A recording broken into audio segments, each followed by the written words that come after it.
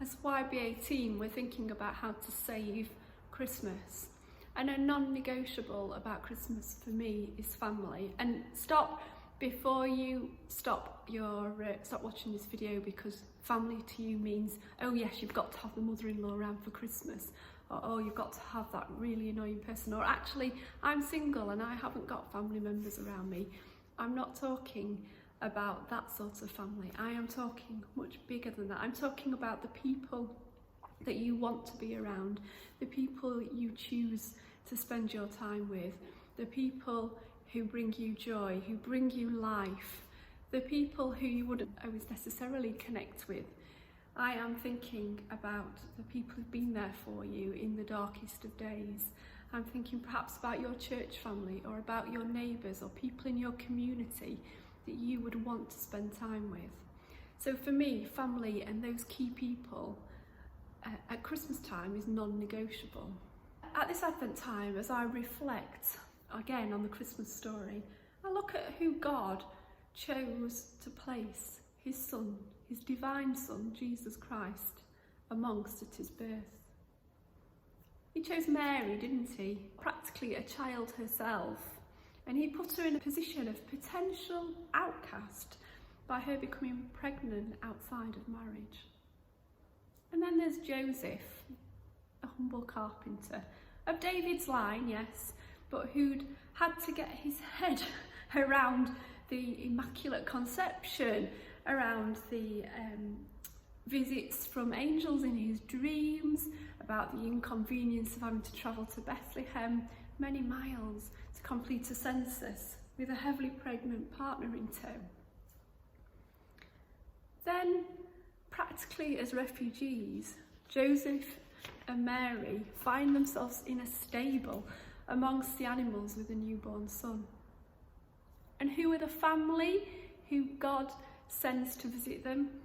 Well, it's a bunch of excitable shepherds, isn't it, from the local fields, who are talking about angels and about good news. And then later, there's wise men who, as Kez talked about last week, weren't necessarily the kind of people you'd want in your home, and don't necessarily have the kind of background and credentials you'd have expected to be amongst you at the birth of your child.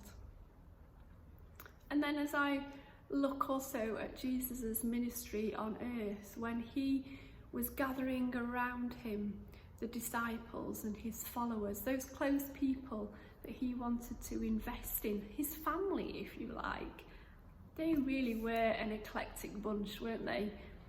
You wouldn't necessarily have put those people together, not in a natural sense.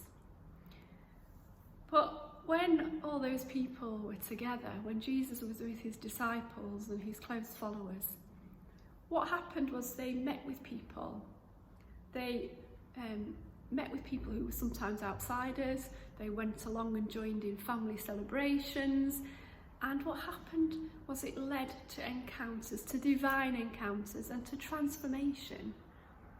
Because those times of togetherness, of being family, pointed to Jesus, pointed to God.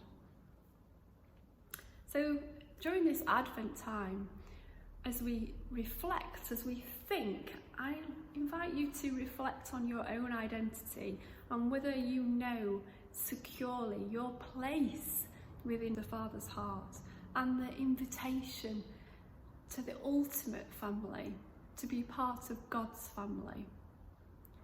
And also to look around you and to see with God's eyes who we're being called to lead into divine encounters, who needs transformation, who needs Jesus in their lives, and how can you become family or extended family for these individuals or groups of people who need to see and to experience and encounter God's love. So I wonder who the family are you actually want to spend time with this Christmas and Advent time, and how are you pointing them towards Jesus? And because the invitation from Jesus is that he's there for all, for everybody, then who are we also looking to invite on the journey to also experience what it is to be part of God's family?